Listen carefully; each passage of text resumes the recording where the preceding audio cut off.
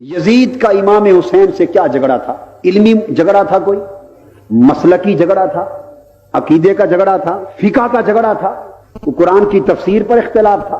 کیا یزید امام حسین کو نواسہ مصطفیٰ نہیں مانتا تھا؟ کیا وہ جگر گوشہ فاطمۃ الزہرا نہیں جانتا تھا؟ امام حسین کو ولی اور امام نہیں مانتا تھا؟ اہل بیت کا شہنشاہ نہیں مانتا تھا؟ جب یزید یہ سب کچھ مانتا تھا، اختلاف کیا تھا؟ اختلاف فقط سن لیں ایک ہی تھا۔ یزید کا نقطہ نظر یہ تھا کہ حسین تو اتنا متقی، اتنا پرہیزگار، اتنا عالم، اتنا عابد، اتنا عارف، اتنا زاہد، اہل بیت کا امام، اولیاء کا امام، مصطفیٰ کا نواسہ، اتنی اونچی ہستی، آپ کا کام حکومت اور سلطنت کے ساتھ کیا ہے؟ آپ خالی مسجد میں واعظ کیا کریں، لوگوں کو درس دیا کریں، قرآن کی تبلیغ کیا کریں، آپ واعظ کیا کریں اور میں راج کیا کروں، وہ لوگوں کو تبلیغ کریں تاکہ اسلام فقط مسجد کی چار دیواری میں بند رہ جائے، اسلام درس قرآن سے آگے نہ بڑھنا چاہے، اسلام واعظ اور تبلیغ سے آگے نہ بڑھنا چاہے، سلطنت کفر کے نظام پر چلے، سلطنت ظلم کے نظام پر چلے، سلطنت غنڈہ گردی سے چلے، سلطنت لوٹ مار سے چلے، سلطنت بددیانتی سے چلے، سلطنت بے حیائی سے چلے، سلطنت میں شراب چلے، سلطنت میں زنا چلے، سلطنت میں جوا چلے، سلطنت میں ظلم چلے، سلطنت میں کفر چلے، سلطنت کافرانہ نظام پہ چلتی رہے اور حسین جیسے لوگ بھی زندہ رہیں، مگر یہ نظام حکومت کو چیلنج نہ کریں، نظام حکومت سے ٹکر نہ لیں، سیاست کے میدان میں قدم نہ رکھیں۔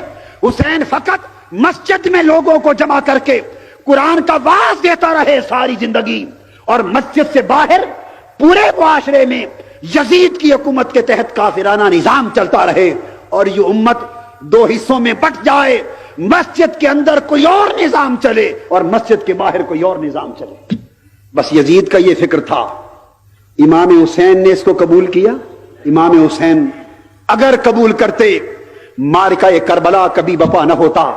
امام حسین اس یزیدی تصور کو قبول کرتے تو کبھی ان کے سر کٹ کے نیزے پر نہ چڑھتے، حسین کبھی سید الشہداء نہ بنتے، یزید کبھی بدبخت قرار نہ پاتا، اسلام کی تاریخ خانوادہ اہل بیت محمد کے ساتھ کبھی رقم نہ ہوتی، اور آج حق اور باطل کا یہ امتیاز انسانیت کو کبھی معلوم نہ ہوتا۔ امام حسین نے یزیدی تصور کو رد کر دیا، فرمایا یزید میرے نانا فقط مسجد کے اندر بند رہنے والا دین لے کر تشریف نہیں لائے تھے، میرے نانا فقط واعظ اور تبلیغ والا دین نہیں لائے تھے۔ اگر میرے نانا محمد مصطفیٰ صلی اللہ علیہ وآلہ وسلم نے دین کو فقط واعظ میں بند رکھنا ہوتا تو مکہ کے کافروں سے بھی کبھی لڑائی نہ ہوتی۔ اگر میرے نانا مصطفیٰ نے دین کو فقط تبلیغ میں بند رکھنا ہوتا تو کبھی مکہ سے مدینہ ہجرت کرنے کی نوبت نہ آتی۔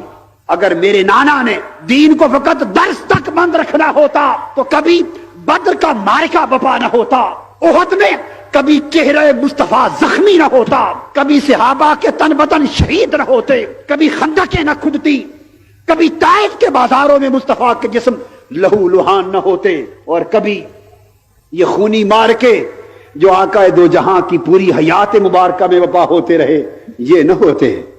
امام حسین نے یزید کے تصور کو رد کر دیا، فرمایا میں اس دین کی خاطر جو دین میرے نانا لے کے مبعوث ہوئے، میں اسے فقط مسجد کے منبر اور محراب تک محدود نہیں رکھنا چاہتا، میں کربلا کی ایک خونی داستان رقم کر کے قیامت تک کے مسلمانوں کے لیے فیصلہ کر دینا چاہتا ہوں کہ جو لوگ دین کو فقط تبلیغ میں بند کرنا چاہیں وہ جان لیں کہ یزید کے پیروکار ہیں، اور حسین کے پیروکار وہ ہیں کہ جو دین کا فقط واعظ نہیں بلکہ کربلا کی داستان رقم کرتے رہے۔